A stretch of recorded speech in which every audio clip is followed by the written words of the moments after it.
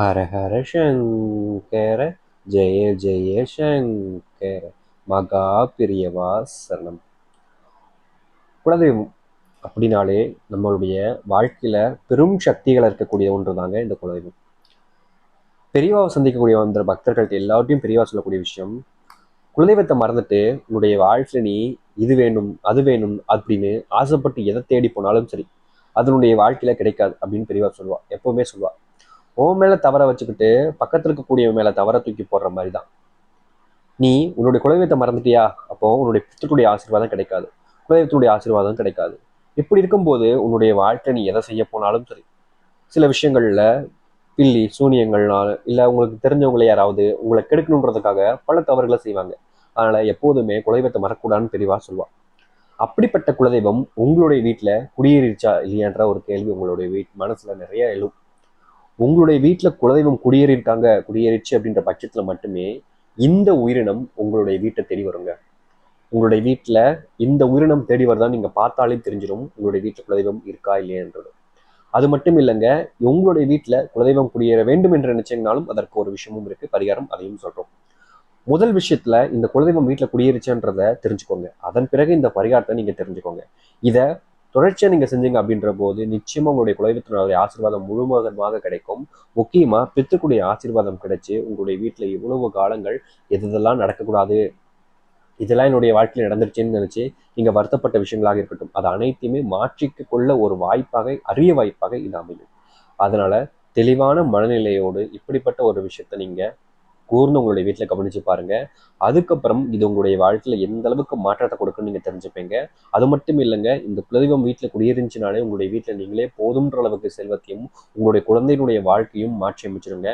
முக்கியமா எந்தெந்த பிரச்சனைகள் உங்களுடைய வாழ்க்கையில் இருந்தாலும் சரிங்க, அது எல்லாத்தையுமே நீக்கக்கூடிய ஒன்றாக மாறப்போகுதுன்றதை தெரிஞ்சுக்கோங்க.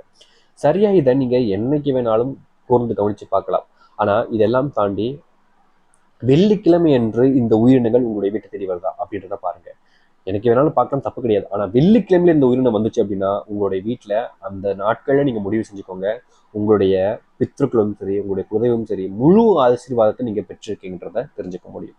சரி, எந்த உயிரினம் எப்போது எப்படின்றத தெளிவா பார்க்கலாம். அதற்கு முன் நம்முடைய சேனலுக்கு நீங்கள் ஒரு புதிய பார்வையில் இருப்பினும் இதுவரைக்கும் நம்ம சேனல் சப்ஸ்கிரைப் பண்ணாமல் பார்க்கின்ற போதும் சேனல் மறக்காம சப்ஸ்கிரைப் பண்ணிக்கோங்க. அப்பதான் போடக்கூடிய அனைத்து தகவலும் உங்களுடைய விஷயம் வந்து கொண்டிருக்கும்.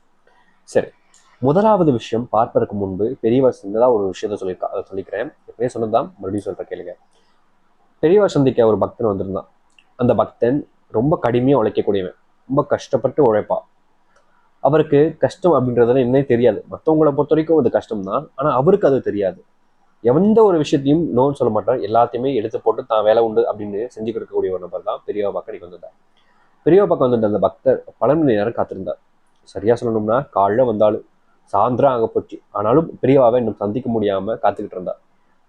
பெரியவா அந்த பக்தனை அழைக்கவே இல்லை. பெரியவாவை பார்த்து மனசுல கொஞ்சம் வருத்தத்தையும் கோபத்தையும் கொண்டிருந்தா அந்த பக்தர். காரணம், எனக்கு அப்புறம் வந்தவங்க கூட பெரியவாவை சந்திச்சிட்டாங்க, ஆனா என்னால மட்டும் ஏன் சந்திக்க முடியல அப்படின்னு சொல்லிட்டு ரொம்ப காத்திருந்தா. அந்த பக்தனுக்கு அன்று அதிக கோபம் வந்தது. பெரியவா சந்திக்காமலே அன்று போயிட்டார், மடத்துக்குள்ள போயிட்டார். அடுத்த நாள் மீண்டும் அந்த பக்தன் வந்தான். அன்றைக்கும் அதை தான் செய்தா பெரியவா. மூன்றாவது நாள் அந்த பக்தன் கோவப்பட்டு நேரடியாகவே பெரியவா பார்த்து கேட்டு விட்டான்.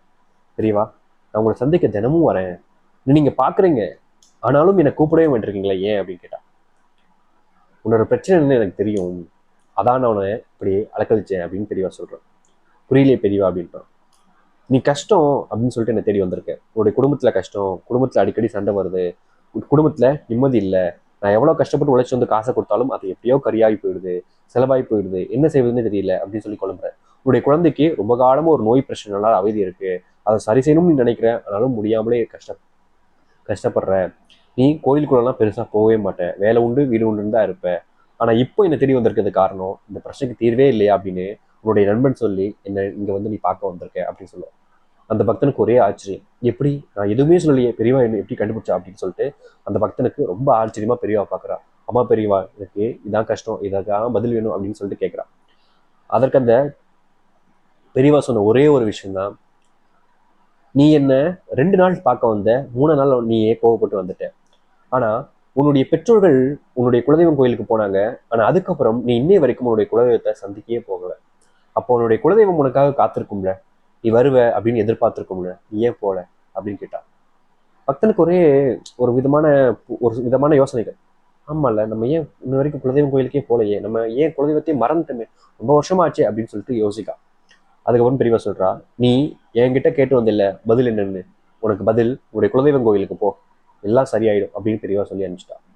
அதே போலதான் குலதெய்வம் கோயிலுக்கு போனா அங்க தன்னுடைய குடும்பத்தை கூட்டு அழைச்சிட்டு போய் அங்க பொங்கூர் வச்சு படைச்சு, தெய்வத்துக்கு படைச்சு அப்புறம் வீட்டுக்கு வந்தா. அடுத்த சில தினங்கள்லயே இந்த மாற்றத்தை அவருடைய வாழ்க்கையில கண்டார் அப்படின்னு சொல்லிட்டு அந்த பக்தர் பெரியவாட்ட சொல்லியிருக்கா. சரி, இப்போ நீங்க உங்களுடைய வீட்டுக்கு இந்த உயிரினம் வருதான்னு பாருங்க. பெரியவா சொன்ன விஷயம் அதுதான், குலதெய்வம் கோயிலுக்கு போனேன். ஆனா குலதெய்வம் நம்மளுடைய வீட்டுக்கு வருதுன்னா அது எந்த அளவுக்கு பாக்கியம், புரியுதுங்களா? நம்ம குலதெய்வத்தை தேடி எப்பவுமே போவோம், அது பிரச்சனை இல்லாத ஒரு விஷயம். நம்ம ரெகுலரா சாமி கும்பிடணும் அப்படின்றதுக்காக போயிட்டு வரோம். ஆனா நம்மளுடைய வீட்டுக்கு அந்த தெய்வம் வருது அப்படின்னா எவ்வளவு பாக்கியம் பண்ணிருக்கோம் நம்ம. இதை நீங்க கூர்ந்து கவனிச்சு பாருங்க. முதலாவது விஷயம், உங்களுடைய வீட்டிற்கு காகம் வருது அப்படின்னா அடிக்கடி வருதுன்றதை விட வெள்ளிக்கிழமை என்று உங்களுடைய வீட்டில் எப்போதும் காகம் இருக்குது அப்படின்னா நிச்சயமா நீங்க அங்கிருந்து ஒன்று உணர்ந்து கொள்ள வேண்டியது, உங்களுடைய முன்னோர்கள் உங்களை பார்க்கணும் அப்படின்றதுக்காகவே தினமும் வந்துகிட்டு இருக்காங்க. அது மட்டும் இல்லைங்க, உங்களுடைய முன்னோர்கள் உங்களுக்கு ஆசி வழங்குறாங்க.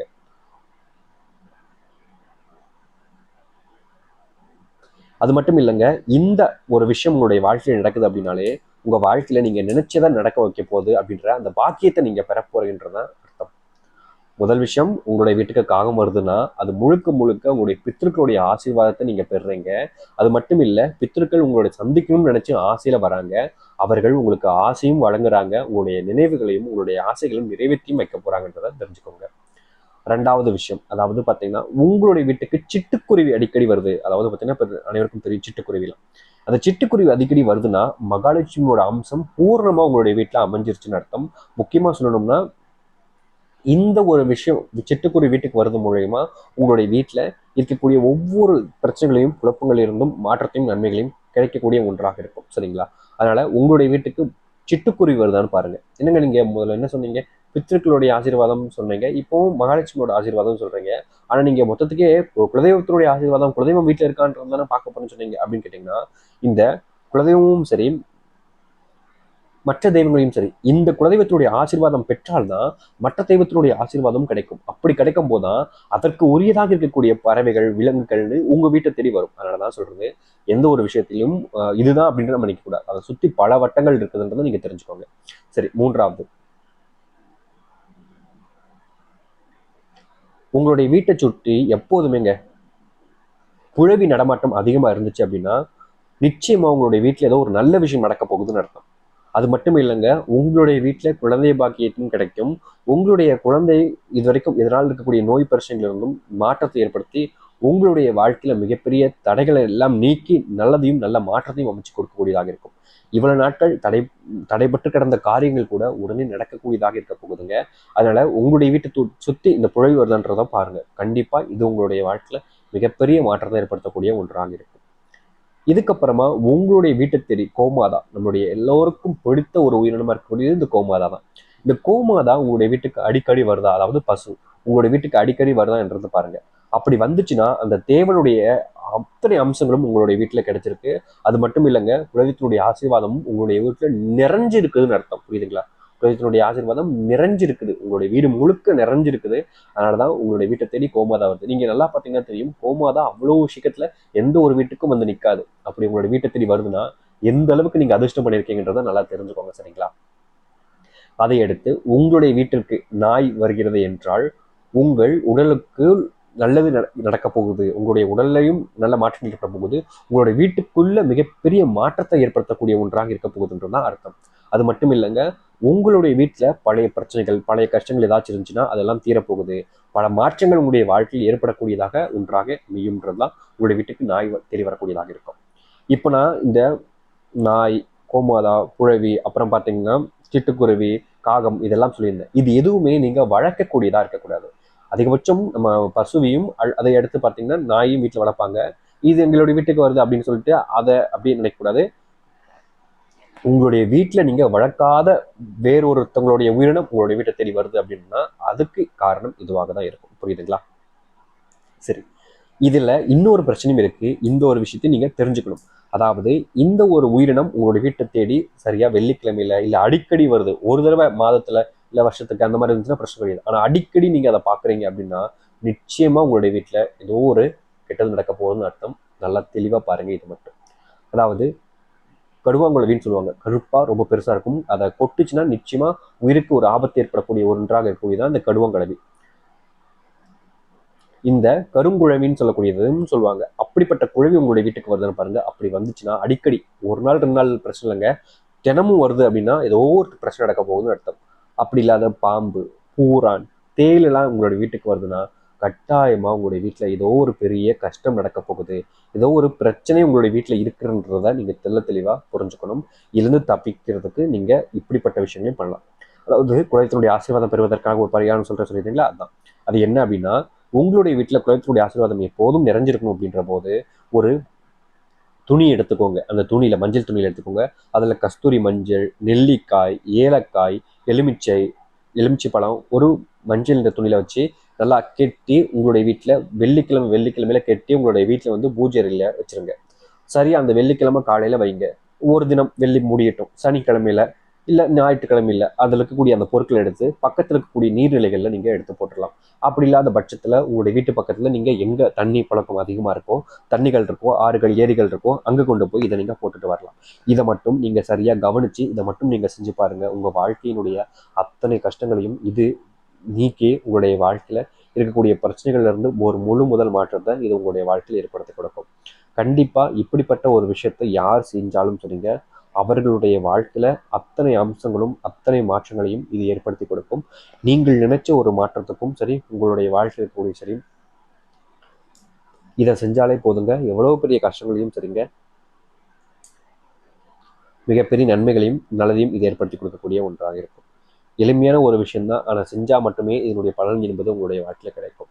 முழு மனசுடன் நம்பிக்கையுடனும் இந்த பரிகாரத்தை செய்யுங்க. இதெல்லாம் உற்று கவனித்து பாருங்க. உங்களுக்கே தெரிய வரும் உங்களுடைய வீட்டில் தெய்வ அம்சம் இருக்குதா இல்லையன்றது. தெளிவாக கவனித்து பார்த்தாலே புரியுங்க. நல்லது. நம்பிக்கையோடு இருங்க. நம்பிக்கையோடு இருந்தால் நிச்சயம் நல்லது நடக்கும். எதிர்பார்த்த அந்த ஒரு மாற்றத்தை நீங்கள் சந்திப்பீங்க. நம்பிக்கையோடு இருந்து வாருங்கள். நல்லது நடக்கட்டும். ஹர ஹர சங்கர, ஜெய ஜெய சங்கர. நன்றி, வணக்கம்.